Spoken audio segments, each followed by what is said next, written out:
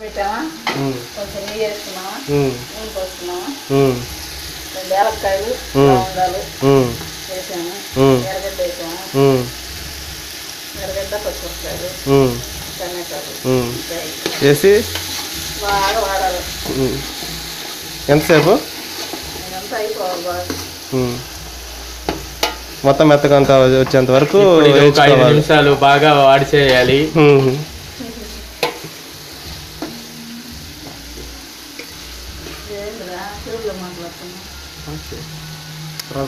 కలుపుకోవాలి. అప్పుడు కలిపిందని వేయాలి. ఇలా వచ్చిన తర్వాత చికెన్ వేసేసుకోవాలి.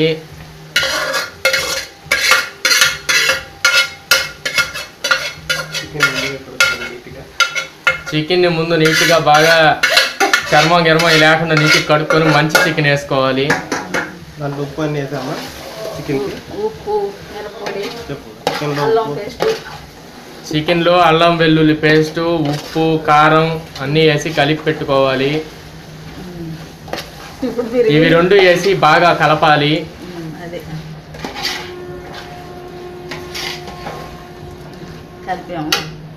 చూసారు కదా, కలపడం పూర్తయింది. చూడండి అద్భుతంగా ఉంది.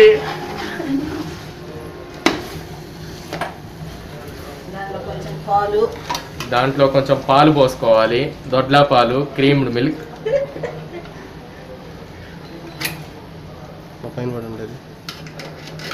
వంట చేసేప్పుడు ఎన్నో జాగ్రత్తలు వహించాలి. గంటలు జారిపోతుంటాయి, పట్టుకుంటూ ఉండాలి.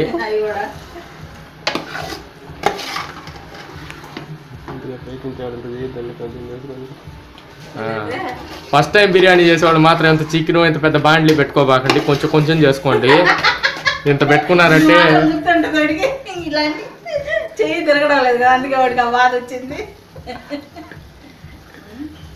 మళ్ళీ ఎక్కువ చేసేసుకున్నారంటే దెబ్బతినే ప్రమాదం ఉంది. 2 కిలోల చికెన్కి కేజీ బియ్యము. అది 2 కిలోల చికెన్ అయితే కిలో బియ్యం వేసుకోండి, కిలో చికెన్ అయితే అర కిలో బియ్యం వేసుకోండి. ఏదైనా 1:2 రేషియోలో ఉండేలా చూసుకోండి.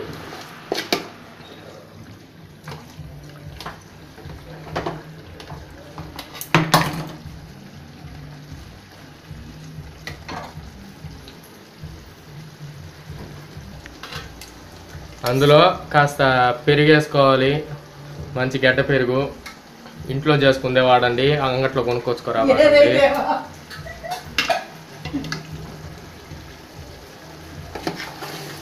ఆ మిశ్రమాన్ని బాగా కలపండి, పెరిగేసిన మిశ్రమాన్ని.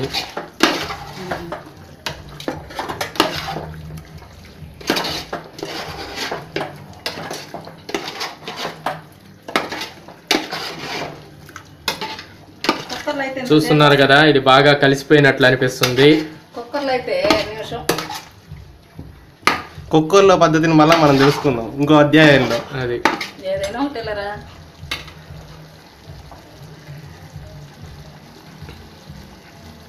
మంచి రుచి సువాసన కొరకు ఒక నిమ్మపండుని ఒక అర్ధ భాగాన్ని పిండుకుంటే మంచిది. చూశారు కదా, మనం ఇప్పుడు చూస్తున్నాం నిమ్మపండు పిండుకుంటున్నాం. విత్తనాలు తీసేసి పిండుకుంటే ఇంకా మంచిది.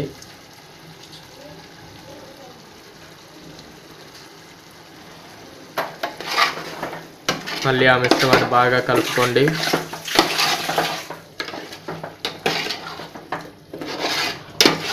హైదరాబాద్లో అయినా ఏ దేశంలో అయినా బిర్యానీ ఇట్టాగే చేస్తారండి. నిమ్మకాయ ఫ్లేవర్ బాగా అర్థమవుతుంది కదా ఇప్పుడు. మంచి సువాసన భరితంగా ఉంది.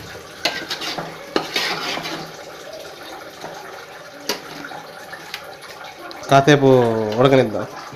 మరి దీన్ని కాసేపు ఉడకనిద్దాం. దాన్ని ఇప్పుడు మనం ఒక మూతతో క్లోజ్ చేసేసాం. కాసేపు దానిలో ఉడకనివ్వాలి. ఇప్పుడే మనం మూత తీసి చూస్తున్నాము. అది బాగా ఉడికినట్లు అనిపిస్తుంది.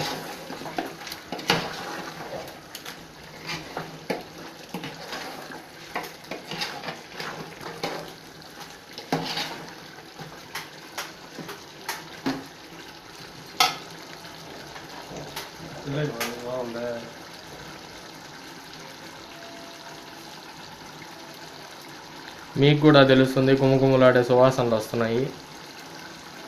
నాకేం రాలా.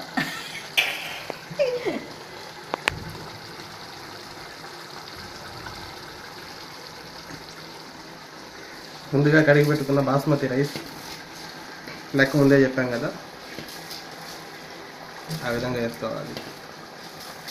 తెలిపిన విధంగా బాస్మతి రైస్ ఇండియన్ గేట్ మాత్రమే వాడండి, అవైతే తునిగిపోకుండా ఉంటుంది బిర్యానీలో.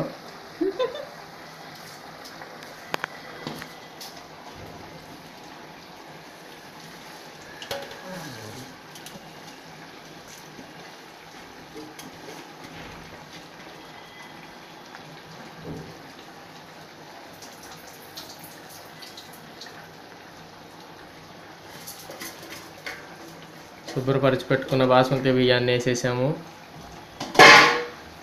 ఇప్పుడు బాగా కలపండి. కలపకూడదు అంట, ఆగండి.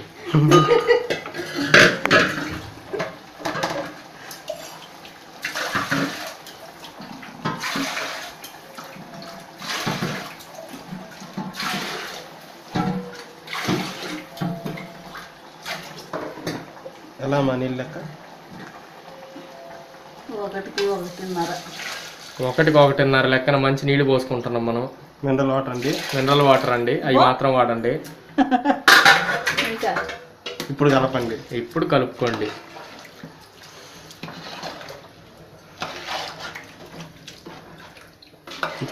మరి కొద్దిసేపట్లో నోరూరించే బిర్యానీ తయారవబోతుంది. అందరూ కంచాలు పట్టుకుని రెడీగా ఉండండి. కాసేపు వేచి చూద్దాం. అయిపోయిందా?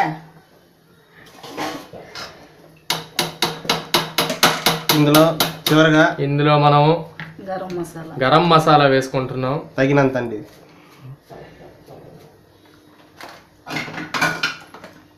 ఈ బిర్యానీకి మంచి టేస్ట్ ఇచ్చేది ఆ గరం మసాలా. ఇప్పుడు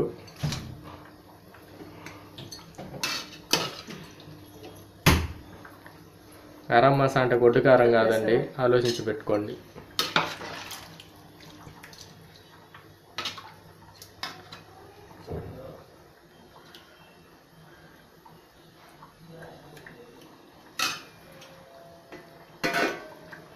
దీనివల్ల కారం భయం వేసిందండి. కారం అంటారు. ఎవరి అవసరం మేరకు వారు ఉప్పు వేసుకోవాలండి. మీరు ఉప్పు ఎక్కువ తినే పని ఎక్కువ వేసుకోండి, తక్కువ తినే పని తక్కువ వేసుకోండి. ఉప్పు ఎంత తక్కువ వాడితే అంత ఒంటికి మంచిది. అదే విధంగా కారం కూడా. వీడు ముందు దాన్ని తీసుకుంటాడు.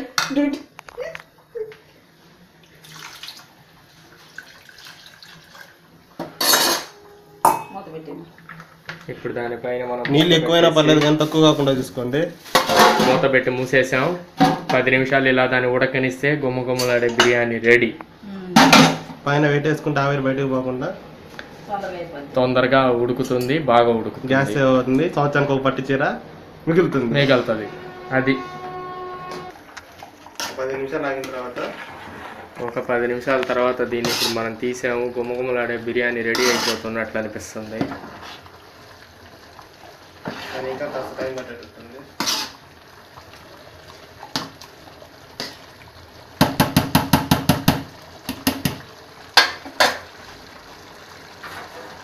మరి కొద్దిసేపు ఉడకనిద్దాం.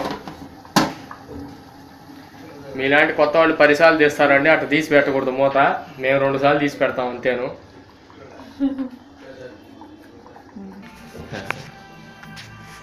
మనం ఇప్పుడు గమనిస్తున్నాము, దబర పైన మనం గిన్నెలో నీళ్లు పెట్టాము. ఈ విధంగా చేయడం వల్ల స్నానానికి వేడి నీళ్ళు కూడా ఏర్పడతాయి, గ్యాస్ మిగులుతుంది. గమనించడం చాలా ముఖ్యమైనది ఇది.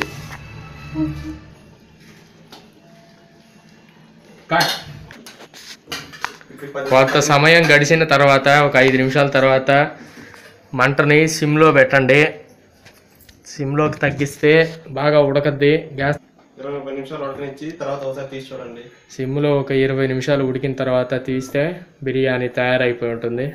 వడ్డించుకొని జీడిపప్పు, కొత్తిమీర, పుదీనాతో గార్నిష్ చేసుకొని తినండి. వేడి వేడి నీళ్ళు కాగిపోయినాయి, తీసాము. చూసాం కదా, బిర్యానీ రెడీ అయిపోయిందండి. చిన్నగా తీయండి, ఇరిగిపోకుండా.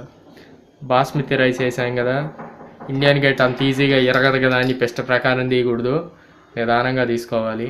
అయిపోయింది, బిర్యానీ తయారైపోయింది. గుమ్మగుమ్మలాడే బిర్యానీ.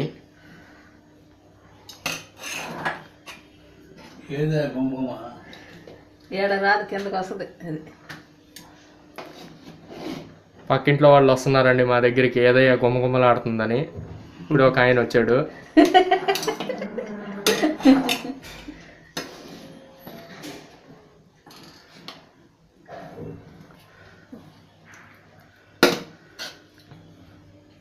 కోస్తాంధ్ర స్పెషల్ బిర్యానీ తయారైపోయింది.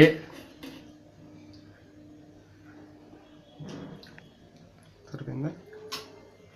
కారం తక్కువ వేసా, నా కారం కాదు. కోస్తాంధ్ర వాళ్ళు కారం తక్కువ తింటాం కాబట్టి కారం తక్కువ వేసుకున్నాం. రాయలసీమ వాళ్ళు ఈ వీడియోని చూసే పని అయితే ఎక్కువ వేసుకోండి. అయిపోయింది. ఫన్నీ కిచెన్ బిర్యానీ తయారైపోయింది. నవీన్కు 2 నిమిషాలు వేడి చేసుకునేసి మనం మళ్ళీ దించేసుకుందాం బిర్యానీ. ఆ తర్వాత మనం నెల్లూరులోని ప్రఖ్యాత షెఫ్ నాగరాజు గారిని కలుసుకుందాం. అద్భుతమైన బిర్యానీ రెడీ అయిపోయింది. పొయ్యి మీద దించేసుకోండి ఇంకా చాలు. కానీ కింద ఏదన్నా బిర్యానీని పక్కన పెట్టుకున్నామండి. ఇప్పుడు మనం ఈ వంటకానికి స్ఫూర్తిదాయకమైనటువంటి నెల్లూరు పట్టణ chief chef mister Karnataka Nagaraju గారిని కలుసుకోబోతున్నాము. అంత బల్లేదు. బిర్యానీ ఓ తీసి ఫోటో ఆమె పెట్టుకోలేదు. నాగరాజు గారు తెలపండి, ఈ బిర్యానీని ఎలా చేశారు, ఇంత అద్భుతంగా ఎలా చేయగలుగుతున్నారు? ముగిస్తూ ఓకే నాగరాజు గారు, సెలవు తీసుకుంటున్నాం. మీరు చేసిన ఈ బిర్యానీకి ఎంతో కృతజ్ఞతలు, చాలా థ్యాంక్స్. మీతో ఈ కార్యక్రమాన్ని ముగిస్తున్నాం. Please station to Funny Funny kitchen.